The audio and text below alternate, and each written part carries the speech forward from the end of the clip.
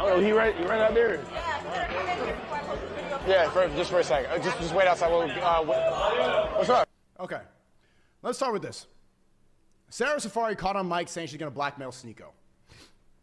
And everything I'm going to address right now for the next hour or so, it all pertains, it's all identical, okay? Oh, he right out there. Yeah, just for. So Academics walks into the gambling room.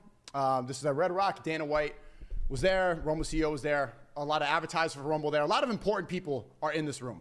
Academics walks in, and we're doing a stream. He's on mic, and he sees Sara, and she says, he better come and talk to me or else I'm going to release a video. She's saying if he doesn't simp, if he doesn't do what I want him to do, I'm going to blackmail him. I'm going to blackmail Sneako because I'm upset. What was she upset about? It was a joke. Very clearly a joke. I know I say that a lot. Very clear. I was in a car, and I was just saying, like, Academics was asking me who that was, and I'm like, I forgot her name. Joking around. I remember, everybody knows her name. I knew me saying that too, the chat's going to say the name. It's just a fucking joke. And then she's like, I'm going to blackmail. I'm going to release a video of you. And in Islam, we're not supposed to confess our sins.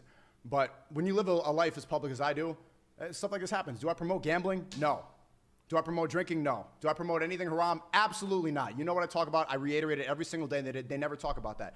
When I say that I rejected a $15 million gambling deal, do they ever talk about that on the drama pages? No. But when some girl tries to blackmail me, I have a video of you sitting at a gambling table. I'm going to ruin your reputation like that from somebody who you thought was your friend. That's when you gotta cut things off. So I followed up. I go in here. What's up? Act like you don't know my fucking name on screen. I'm joking around. You act like you don't fucking know my name on a stream? Oh, thank you for the 50, Adlin. Glad to see you back on the desktop. Our streaming is not yours, handing in my opinion. Thanks, bro. Okay, so she starts yelling. And in this room, once again, I'm going to reiterate, there's very important people. There's billionaires in this room, chat. Chat, have you been in a room with a lot of billionaires? I don't know about you. I'm new to this. I haven't. It's not often that I'm in a room with several billionaires. That's a good opportunity for me. From New York. A year and a half ago, bro, I was like making $10K a month. I was paying off student loans. Being in a room with several billionaires, advertisers, important people, let's be on point. Let me lock in.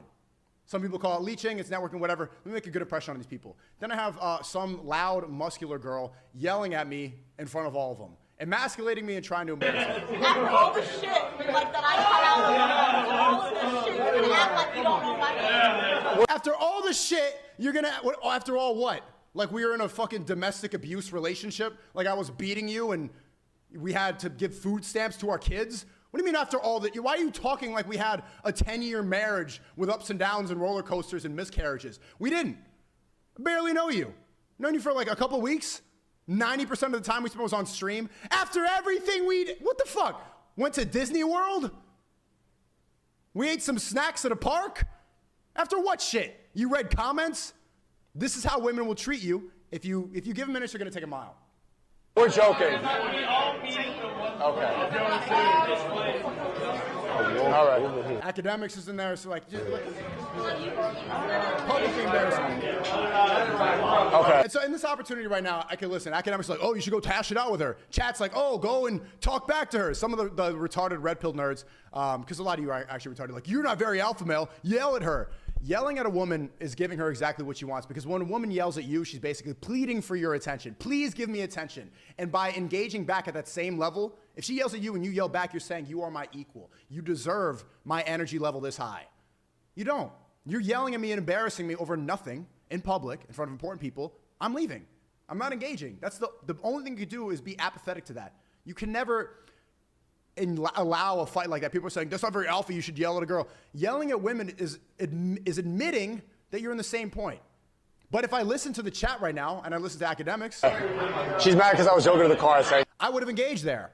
And this is why clout is one of the most destructive vices and one of the most destructive drugs right now, because if I did the best thing entertainment-wise, I would have embarrassed myself in front of everybody. I would have given the schizo red pill nerds what they wanted, alpha male, whatever. Maybe I would have yelled at her back. Would have got in a fight. That would have been entertaining. What about clips? Would have been on Keemstar. Would have fucking clipped it up, him there in his room. Everybody would have posted it everywhere. It would have been great. Virality. But that's where streaming like this and clout is compromising a lot of your basic morals respect for attention, which is really unhealthy and it's sick. This is no way. And she's talking to me like we are in a relationship. We're not. This is not how friends speak to each other. This is not how nobody should speak to one another. Me personally, a backhand would have sufficed. So Sasan, well, Allah Akbar! Maybe in the Middle East. We're not there. What I think would have been fair is illegal in the United States. So, They like the buff chokes. so you leave.